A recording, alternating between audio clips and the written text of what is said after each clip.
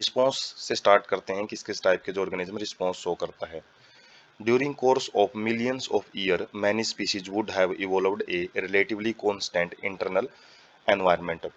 तो जैसे जो इवोल्यूशन हुआ है, लाखों सालों का जो टाइम लगा है अलग अलग जीवों को बनने के लिए लाइफ के ऊपर, इस धरती के ऊपर, तो काफ़ी सारी स्पीसीज ने अलग अलग जो मैकेनिज्म है वो इवोल्व करे हैं, और जिसके अंदर वो रिलेटिवली कांस्टेंट इंटरनल एनवायरनमेंट, जिसके द्वारा वो अपने अंदर की जो टेम्परेचर होता है, अंदर की जो कंसंट्रेशन है, उनको वो कांस्टेंट बना के रखते हैं, जिनको हम क्या बोलते हैं, जो वार्म बल्डेड एनिमल्स या फिर होम्योथर्मस बोलते हैं।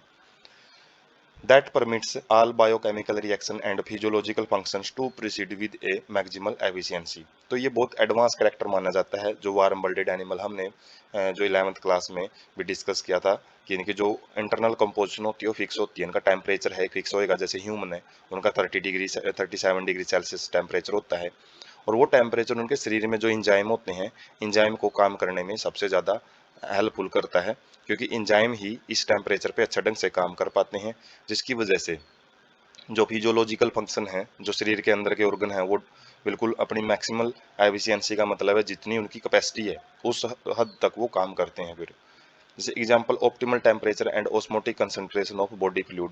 जैसे हमारे शरीर में अलग अलग जो पीएच पाई जाती है, जो नॉर्मल पीएच है वो लगभग न्यूट्रल के आसपास रखी जाती है, क्योंकि एंजाइम ना तो लोअर पीएच में ज़्यादा काम कर सकते हैं ना हायर पीएच में।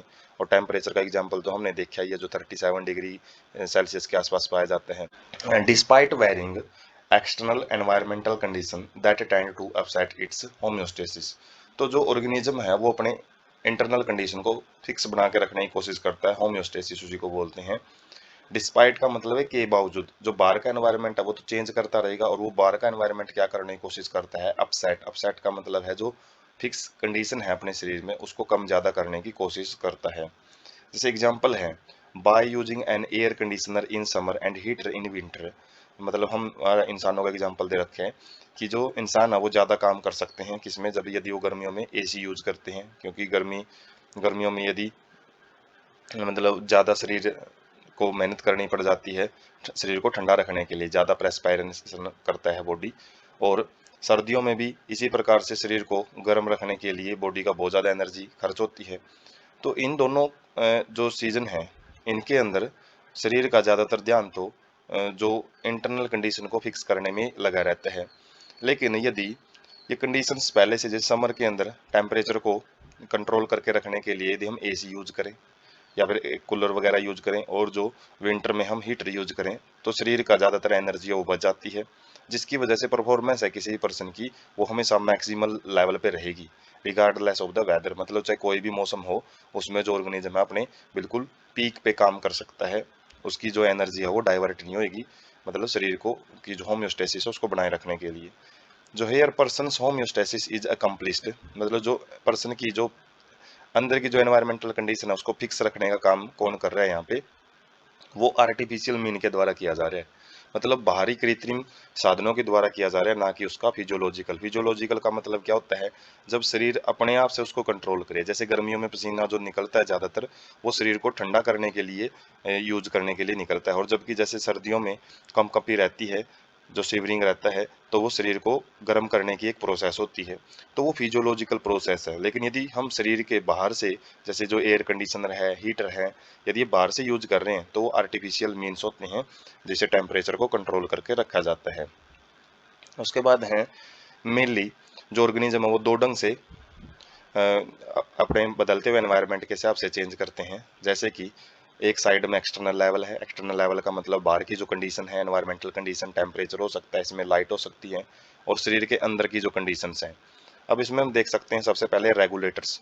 रेगुलेटर्स क्या करते हैं, वो अपने बॉडी टेम्परेचर को हमेशा कांस्टेंट बनाए रखते हैं, मतलब इंटरनल कंडीशन को चेंज नहीं होने देंगे, उसकी लाइन हमेशा एक सीधी बनी रहेगी। बाहर का चाहे एनवायरनमेंट कैसा भी हो, जैसे यहाँ पे एनवायरनमेंट अलग है, यहाँ पे अलग है, यहाँ पे बदलता जा रहा है, बढ़ता जा रहा है, और जैसे जैसे वो बढ़ता जाएगा तो यही कंडीशन इनकी हमेशा रेगुलेटर्स रहेगी। रेगुलेटर्स इनको बोला जाता है। और रेगुलेटर्स क्यों, क्योंकि ये अपने बॉडी टेम्परेचर को रेगुलेट करते हैं, इन्हीं को हम होम्योथर्मस बोलते हैं। जबकि इसका अपोजिट होता है कन्फर्मर्स। कन्फर्मर क्या करते हैं, अपने बॉडी जो इंटरनल कंडीशन है उसको बदलते हुए एनवायरनमेंट के हिसाब से चेंज करते हैं। जैसे जो ग्रीन कलर की जो लाइन जा रही है इसमें हम देख सकते हैं, जैसे इस लेवल पे यदि हम देखें इस पॉइंट पे, तो एनवायरमेंटल कंडीशन जो भी है इनिशियल लेवल पे और यहाँ पे अलग जो इंटरनल कंडीशन है। आगे जाएंगे तो इंटरनल एक्सटर्नल कंडीशन जैसे ही चेंज होगी इंटरनल कंडीशन का भी ग्राफ है ऊपर की तरफ बढ़ता हुआ जाएगा। तो जब लीनियर एक लाइन हमको देखने को मिलती है तो इसका मतलब वो चेंजेबल कंडीशन है। जैसे एक्सटर्नल कंडीशन चेंज होगी इंटरनल कंडीशन भी साथ में चेंज होगी, वो अपने आप को जो होम्योस्टेसिस है उसको बना के नहीं रख पाएंगे। तो इसको पोइकिलोथर्मस एनिमल बोलते हैं, ऐसे ऑर्गेनिजम्स को कोल्ड ब्लडेड एनिमल बोला जाता है। उसके बाद पार्शियल रेगुलेटर, इनकी इंटरमीडिएट कंडीशन है, जिसमें क्या होता है कुछ टाइम तक तो जो ऑर्गेनिज्म है वो एक कन्फर्मर का काम करता है और जबकि कुछ टाइम के बाद वो एक रेगुलेटर्स का काम कर लेता है। इसमें दोनों कंडीशन आ जाती हैं। कभी कभी जो ऑर्गेनिज्म है वो अपने इंटरनल कंडीशन को चेंज करता जाएगा एक्सटर्नल एनवायरनमेंट के हिसाब से, जबकि एक टाइम के बाद वो अपने इंटरनल कंडीशन को फिक्स कर लेता है, तो उनको पार्शियल रेगुलेटर्स बोलते हैं। तो इन्हीं को हम समझते हैं कि करके रेगुलेट या regulators.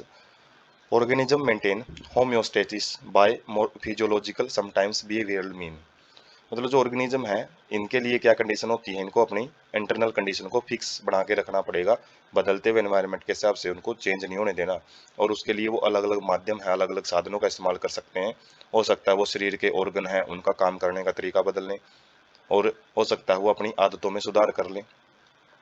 Which ensure constant body temperature, जिससे क्या होगा जो बॉडी टेम्परेचर है वो हमेशा फिक्स बना रहेगा, और जो ऑस्मोटिक कंसंट्रेशन जो हमारे शरीर में अलग अलग फ्लूइड हैं उनका जो पीएच वगैरह है, उनका जो साल्ट कंसंट्रेशन है वो भी एक फिक्स बनी रहेगी, वो ज़्यादा चेंज नहीं होगी। Evolutionary biologist believe that success of mammals is largely due to homeostasis whether they live in Antarctica और इन सारा डेजर्ट। हम जो मैमल्स ऑर्गेनिजम्स को इतना ज़्यादा देख पा रहे हैं धरती के ऊपर, तो वो इतने ज़्यादा इसलिए फैले हैं क्योंकि उनकी जो कंडीशन है इंटरनल कंडीशन वो हमेशा फिक्स रहती हैं। फिक्स रहेंगी तो एंजाइम ज़्यादा से ज़्यादा काम कर पाएंगे और ज़्यादा से ज़्यादा फिर वो क्या कर सकते हैं, मतलब अपने जो सर्वाइवल है उसको बेस्ट बनाएंगे और वो रिप्रोडक्शन ज़्यादा से ज़्यादा कर पाएंगे और अपने प्रोजेनी को ज़्यादा छोड़ पाएंगे, तो वो ज़्यादा देखने को मिलेंगे नेचर में। तो इवोल्यूशनरी बायोलॉजिस्ट का ये मानना है। एग्जाम्पल है जैसे all birds and mammals and a very few lower vertebrates and invertebrate species. तो जो रेगुलेटर्स में आते हैं, जो पक्षी आ जाते हैं ये होम्यो थर्मस होते हैं, मैमल्स भी आ जाते हैं इसमें, और कुछ लोअर वर्टिब्रेट्स भी आ जाते हैं इसमें, और कुछ इनवर्टिब्रेट्स भी रेगुलेटर्स में आ जाते हैं। मेनली तो बर्ड्स और मैमल्स ही आते हैं। We maintain a constant body temperature, जैसे हमारा जो बॉडी टेम्परेचर है वो 37 डिग्री सेल्सियस होता है। और समर के अंदर जो फिजियोलॉजिकल कंडीशन हम देखेंगे, जो गर्मियों में क्या होता है जो आउटसाइड टेम्परेचर है वो ज़्यादा होता है, मतलब 40 डिग्री 45 डिग्री भी चला जाता है। अब और हमारे बॉडी का टेम्परेचर तो 37 डिग्री को मेंटेन करना पड़ेगा, तो इसके लिए हम क्या करते हैं स्वीट प्रोफ्यूजली, तो हम बहुत ज़्यादा पसीना उबाते हैं। इससे क्या होएगा, जब जो पसीना है वो इवेपोरेट होएगा, रिजल्टिंग इवेपोरेशन, इवेपोरेशन जैसे होएगा उससे कूलिंग होगी, ठंडा होएगा शरीर। Similarly in desert cooler brings down body temperature, इसी तरीके से जो हम कूलर यूज करते हैं गर्मियों में उनमें भी क्या होता है जो पानी है वो बार बार जब गिरता रहता है, जो भी हम एक जो यूज करते हैं जो एक मेम्ब्रेन टाइप में, तो उसके ऊपर गिरेगा तो हवा उसमें से क्रॉस करेगी तो ठंडी बन के आती है। तो उसका भी यही कारण होता है, जितना ज़्यादा इवेपोरेशन होएगा उसी से जो एक केमिस्ट्री के अंदर जो फिजिकल प्रोसेस भी होती है ये इवेपोरेशन का, आज कूलिंग उसी प्रोसेस का यूज किया जाता है। जबकि विंटर के अंदर जो हमारा टेम्परेचर जब 37 डिग्री से कम जाने की कोशिश करता है, क्योंकि बाहर का टेम्परेचर कम हो जाता है ठंड में, तो उससे क्या हो जाता है सीवरिंग, सीवरिंग का मतलब जो हमको कम कंपी चढ़ जाती है, तो एक प्रकार की वो मस्कुलर एक्टिविटी होती है, उससे मसल्स आपस में रगड़ खाती हैं, उससे क्या है हीट पैदा होती है, और हीट पैदा होगी तो हमारे बॉडी टेम्परेचर को बढ़ाने में मदद मिलती है। और दूसरा जैसे हमने देखा होगा जो सर्दियों में जो रोए होते हैं, जो स्किन के ऊपर हेयर होते हैं, तो ये भी खड़े हो जाते हैं। इसकी वजह से क्या है ये एक इंसुलेशन का काम करते हैं और उससे बॉडी टेम्परेचर को कंट्रोल बना के रखा जाता है। तो ये फिजियोलॉजिकल प्रोसेस होती हैं जो बॉडी खुद करता है। जो हम ड्रेस वगैरह अलग अलग यूज करते हैं, कपड़े जैसे अलग यूज करते हैं, सूती कपड़े डालते हैं समर में, वो एक फिजियोलॉजिकल फैक्टर नहीं है, वो एक आर्टिफिशियल मीन है। उसके अलावा शरीर अपने हिसाब से भी मॉडिफाई कर सकता है। Plants do not have such mechanism to maintain internal temperature. जो प्लांट है वो किस में आएंगे, कन्फर्मर में आते हैं, जिससे कि वो अपना बॉडी टेम्परेचर है उसको वो क्या नहीं कर सकते, मेंटेन करके नहीं रख सकते, इतने एडवांस नहीं होते हैं प्लांट। उसके बाद कन्फर्म या फिर कन्फर्मर या फिर पोइकिलोथर्मस। इंक्लूड्स मेजॉरिटी, ज़्यादातर एनिमल्स और प्लांट्स, लगभग सारे प्लांट इसके अंदर आ जाते हैं। 99% जो एनिमल्स हैं या फिर प्लांट्स हैं वो इसी कैटेगरी में आएंगे। Their body temperature change with ambient temperature, उनका जो आसपास का जो वातावरण है उसका टेम्परेचर जैसे जैसे चेंज होएगा तो इनका बॉडी टेम्परेचर भी चेंज होता चला जाता है। इन एक्वेटिक एनिमल्स, जो पानी के अंदर रहने वाले जीव हैं, उनकी जैसे ऑस्मोटिक कंसंट्रेशन चेंज होएगी और उसके हिसाब से ही जब बाहर की यदि एनवायरमेंटल कंडीशन या उनका जो वाटर है, सराउंडिंग वाटर, उसकी ऑस्मोटिक कंसंट्रेशन चेंज होते ही वो अपने शरीर की भी कंसंट्रेशन चेंज कर लेते हैं।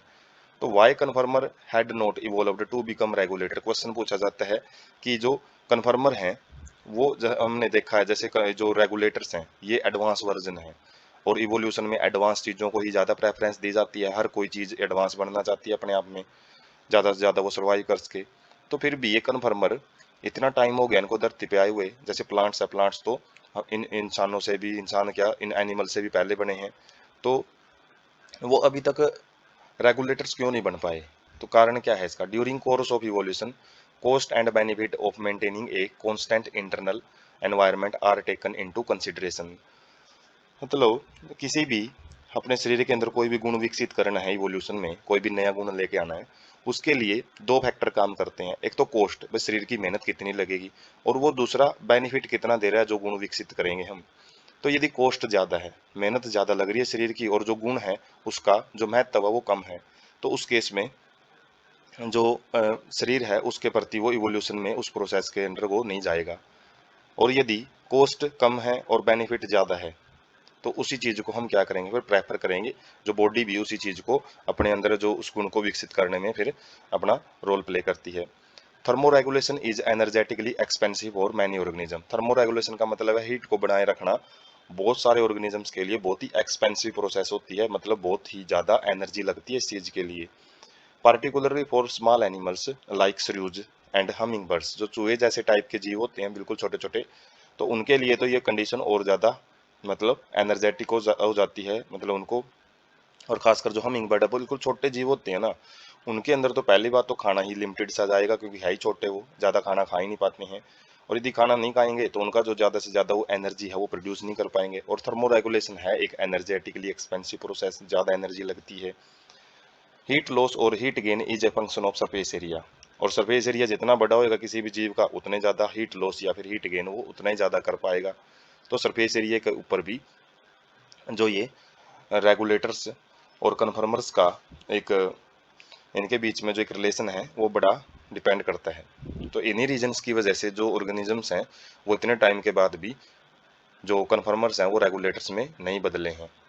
Very small animals are rarely found in polar region, पूछ लिया जाता है कि वो बहुत ही छोटे जीव ही जो ध्रुवीय क्षेत्रों में पाए जाते हैं। नहीं, रेयरली का मतलब है बहुत दुर्लभ मिलते हैं, छोटे जीव बहुत कम पाए जाते हैं, जबकि बड़े जीव हैं जैसे मैमूथ, जो बड़े हाथी हैं, आज के हाथी हम जो देखते हैं इनसे भी बहुत बड़े बड़े हाथी होते थे, वो हालांकि एक्सटिंक्ट हो चुके हैं और उनके जो कई बार ये वो बर्फ में दबे मिलते हैं। तो इतने बड़े बड़े जीव वहाँ पे पाए जाने का कारण क्या है? Small animals have a larger surface area relative to their volume. अब वो लोग स्मॉल एनिमल्स की बात कर रहे हैं, लेकिन लार्जर सरफेस एरिया कैसे हो गया? जब जीव छोटा है तो उनका सरफेस एरिया, उनका जो बाहरी जो स्किन है वो इतनी बड़ी कैसे हो जाती है? तो पूरी बात देखनी है हमने, large surface area relative to their volume. जो रेशियो हम निकालें कि सरफेस एरिया बाय में वॉल्यूम, तो वो जो रेशियो है वो इनका क्या होता है? लार्ज होता है। मतलब उनका जो शरीर है छोटा सा है और सरफेस एरिया उसके कंपैरिजन में बहुत बड़ा हो जाता है, मतलब जो वॉल्यूम उनका कंटेंट अंदर लिए हुए ना उसके कंपैरिजन में सरफेस एरिया ज़्यादा हो जाता है। और जिसकी वजह से क्या है, फिर जो थर्मो रेगुलेशन है, हीट को तो बनाए रखना पड़ेगा शरीर में, वो इनके लिए मुश्किल हो जाता है। तो they tend to lose body heat very fast, जिससे क्या होता है, उनका जो वॉल्यूम कम होने की वजह से हीट तो कम बनती है, लेकिन जो उनका सरफेस एरिया ज़्यादा होने की वजह से वॉल्यूम के कंपैरिजन में वो हीट लॉस जल्दी जल्दी वो ख़त्म करते रहते हैं। जो भी हीट बनती है बॉडी से उसको बाहर वो छोड़ते रहते हैं, क्योंकि ये तो नेचुरल प्रोसेस है कि कोई भी चीज़ है हायर कंसंट्रेशन से लोअर कंसंट्रेशन में जाएगी। यदि बॉडी हीट पैदा कर रही है, बाहर के एनवायरनमेंट में ठंड है, तो हीट वाली जगह से जो हीट है वो कहाँ से जो हॉट रीजन है उससे कोल्ड रीजन की तरफ फ्लो करेगी। And have to expend much energy to generate body heat, जिसकी वजह से छोटे जीवों को बहुत ज़्यादा एनर्जी लगानी पड़ेगी और इतनी एनर्जी उनके पास आएगी नहीं, जिसकी वजह से पोलर रीजन्स में छोटे एनिमल्स हैं, छोटे साइज के एनिमल बहुत कम देखने को मिलते हैं, वहाँ पे लार्ज साइज के एनिमल पाए जाते हैं। उसके बाद है माइग्रेट। तो जब कोई भी जीव, जो पहले वाले दो हमने दो अलग अलग फैक्टर देखे हैं, कन्फर्मर और रेगुलेटर्स, जब ये दोनों नहीं कर पाते हैं तो दो प्रकार के जो मैकेनिज्म वो यूज किए जाते हैं। एक आता है माइग्रेट। माइग्रेट का मतलब प्रवास करना, मतलब जगह बदल के चले जाना। मान लो जैसे किसी भी जगह पे ऑर्गेनिज्म अपने आप को ना तो वहाँ पे कन्फर्मर कर पा रहे, ना वो रेगुलेट कर पा रहे, तो उसकी वजह से वो अपनी जगह चेंज करके भी जा सकता है। जैसे organism move away temporary from stressful habitat to a more hospitable area. मतलब ऐसी जगह पे जा सकता है ऑर्गेनिज्म, किसी भी स्ट्रेसफुल हैबिटेट का मतलब जहाँ पे उसको रहने में प्रॉब्लम आ रही है, उस एरिया को छोड़ के वो मतलब एक सेंसशील एरिया के अंदर, मतलब एक अच्छे एरिया के अंदर वो जा सकता है। And return when stressful period is over, और उसके बाद वो अपने नॉर्मल हैबिटेट में कब लौट के आता है, जब वो अनफेवरेबल कंडीशन है वो मतलब वहां से खत्म हो चुकी होती हैं। एग्जाम्पल है जैसे human analog a person moving from Delhi to Shimla for duration of summer. जैसे गर्मियों में ज़्यादातर हम किस जगह पे टूर ट्रेवलिंग वगैरह करना पसंद करते हैं, जो ठंडे एरिया होते हैं। जैसे दिल्ली के अंदर बहुत ज़्यादा गर्मी है, तो दिल्ली वाला बंदा कहाँ जाएगा, शिमला के अंदर गर्मियों में घूमने के लिए। और मैनी एनिमल्स पार्टिकुलरली, इसी प्रकार से काफ़ी सारे जो जानवर हैं, इनमें ज़्यादातर पक्षी आ जाते हैं, बर्ड्स, वो विंटर के टाइम पे जिन देशों में ज़्यादा ठंड पड़ती है उनसे मतलब ऐसे एरिया में आ जाते हैं, बहुत लॉन्ग डिस्टेंस कवर करते हैं, बहुत दूरी तय करते हैं। जैसे हम हवाई जहाज में सफ़र करके दूसरे देशों में जाते हैं, तो वो भी इसी तरीके से बहुत दूर तक उड़ के आते हैं। तो बहुत लॉन्ग डिस्टेंस कवर करते हैं, रुक रुक के आते हैं, काफ़ी टाइम भी लग जाता है उसमें। तो माइग्रेशन एक बहुत ही इंपॉर्टेंट टॉपिक होता है, जिसमें बहुत सारे फैक्टर काम करते हैं, तो वो हायर क्लासेज में ज़्यादा डिटेल में पढ़ा जाता है। तो जो माइग्रेशन में क्या करते हैं, पक्षी अपनी जगह को छोड़ के चले जाते हैं, और जब भी वो जगह जहाँ पे वो छोड़ के आए हैं वो नॉर्मल हो जाती है, तो वापस वो अपनी जगह पे चले जाते हैं। केवलाडो नेशनल पार्क, केवलादेव जो नेशनल पार्क भरतपुर के अंदर है, राजस्थान में, राजस्थान की डिस्ट्रिक्ट है भरतपुर, तो वहाँ पे एक नेशनल पार्क है ये। तो वहाँ पे क्या है, host thousands of migratory bird coming from Siberia. Siberia देश से बहुत सारे माइग्रेटरी बर्ड्स हैं वहाँ पे। हर सीजन में, जो विंटर सीजन है उसमें हजारों की संख्या में आते हैं। मेजबानी करता, मतलब मेजबानी का मतलब उनका स्वागत करता है, मतलब वहाँ पे आते हैं ये इतने सारे पक्षी, मतलब उनको रहने की जगह देता है, वही मेजबानी है इनके लिए तो। And other extremely cold northern region, Siberia से भी आते हैं, और साथ में कुछ ऐसे ठंडे एरिया से, उत्तरी क्षेत्र है, जैसे उत्तरी ध्रुव होते हैं, दक्षिणी ध्रुव, तो ज़्यादातर उत्तरी ध्रुवों से बहुत सारे पक्षी हैं जहाँ पे बहुत ज़्यादा ठंड पड़ रही होती है, तो वहाँ से आते हैं, जैसे साइबेरियन क्रेन है, ऐसा ही एक माइग्रेटरी बर्ड है। इसलिए इनको देखने के लिए जो टूरिस्ट हैं, जो विंटर में बहुत बार जाते हैं, अलग अलग टाइप के जो बर्ड्स हैं उनको देखने के लिए। उसके बाद है सस्पेंड। सस्पेंड एक अलग मैकेनिज्म है, जिसके अंदर क्या होता है, ग्रोथ को रोक लिया जाता है। जैसे थिक वाल्ड स्पोर होते हैं, वो बीज जिनके ऊपर मोटी परत होती है, जैसे बैक्टीरिया के अंदर, फंजाई के अंदर लोअर प्लांट, कुछ छोटे प्लांट होते हैं जैसे ब्रायोफाइटा वगैरह, लीवर मोसिस, एल्गी वगैरह, तो उनके अंदर क्या होते हैं, थिक वाल्ड स्पोर बनते हैं, जो कि उनको अनफेवरेबल कंडीशन में बचा के रखते हैं। मतलब जब कंडीशन अनफेवरेबल होती है, रहने लायक नहीं होती, तो उसमें उनको मरने से बचाते हैं। And germinate on availability of suitable environment, और जैसे ही एनवायरनमेंट ठीक ढंग का हो जाता है, तो उस टाइम पे ये सर्वाइव करना स्टार्ट कर देते हैं। डोरमेंसी क्या होता है, एक state of reduced metabolic activity in higher plant. ये बड़े प्लांट्स में देखने को मिलती है डोरमेंसी। तो इसके अंदर क्या होता है, seed and other vegetative reproductive structure tide over period of stress besides. तो जब स्ट्रेसफुल कंडीशन आती है, तो उस केस में जो सीड्स होते हैं, बीज होते हैं, वो या फिर कुछ वेजिटेटिव स्ट्रक्चर हो सकती हैं जो कि वेजिटेटिव रिप्रोडक्शन में पार्टिसिपेट करती हैं, तो वो क्या हो जाती हैं, कुछ एक डोरमेंट स्टेज में चली जाती हैं, और तभी वो जर्मिनेट करेंगी जब फेवरेबल कंडीशन आती हैं। तो छोटे जीवों में जो छोटे स्पोर बनते हैं, जबकि बड़े जीवों में सीड बनते हैं, और सीड डोरमेंट स्टेज में जाता है। ये +1 क्लास के अंदर भी एक टॉपिक आता है डोरमेंसी का, जो प्लांट ग्रोथ एंड डेवलपमेंट वाले चैप्टर में, सीड डोरमेंसी, तो वो हेल्पफुल भी होती है। उसके बाद है इन एनिमल्स। एनिमल्स के अंदर hibernation during winter is an example of escape in time. तो एक हिबरनेशन होती है, जिसको summer sleep hibernation winter sleep बोलते हैं, जिसमें कुछ जीव ऐसे होते हैं जो कि ठंड में दिखाई नहीं देंगे, जैसे छिपकलियां होती हैं, वाल लिजार्ड होती हैं, जो कि ठंड में नहीं दिखाई देगी, गर्मियों में आती हैं वो।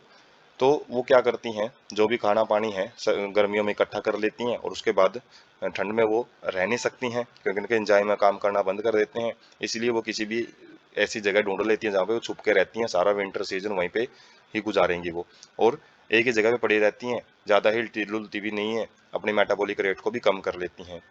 और ऐसे ही कुछ जीव ऐसे होते हैं, जब ज़्यादा गर्मी पड़ती है तो गर्मियों के टाइम पे वो नहीं मिलेंगे, जैसे स्नेल और फिश हैं, ऐसे जीव हैं ये। गर्मियों में एक ऐसी स्टेज में चले जाते हैं जिसमें अपना जो एक्टिविटी है, मेटाबॉलिक एक्टिविटी, उसको कम कर लेते हैं। Diapause, a stage of suspended development of many जो plankton species in unfavourable conditions in lakes and pond. तो इसमें क्या होता है, डाइपोज स्टेज ये स्पेशली ऐसे जू प्लैंकटन, मतलब जो तैरने वाले जीव होते हैं पानी के अंदर, जो पानी की सरफेस पे तैरते रहते हैं, फाइटोप्लैंक्टन भी होते हैं, जू प्लैंकटन, प्लैंकटन मतलब फ्लोटिंग ऑर्गेनिज्म होते हैं, जू में एनिमल आ जाते हैं जो पानी की सरफेस पे तैरते रहते हैं। तो एक ऐसी स्टेज में चले जाते हैं सस्पेंडेड डेवलपमेंट, मतलब उनकी जो डेवलपमेंट है वो वहाँ पे रुक जाती है, और किस केस में, अनफेवरेबल कंडीशन में, जैसे जो लेक या पौंड है उनमें पाई जाती है, या स्टेज डाइपोज स्टेज। मतलब पोज क्या होता है, रुकना, तो ये एक स्टेज है वो ज़्यादातर एक्वेटिक एनिमल में ही पाई जाती है।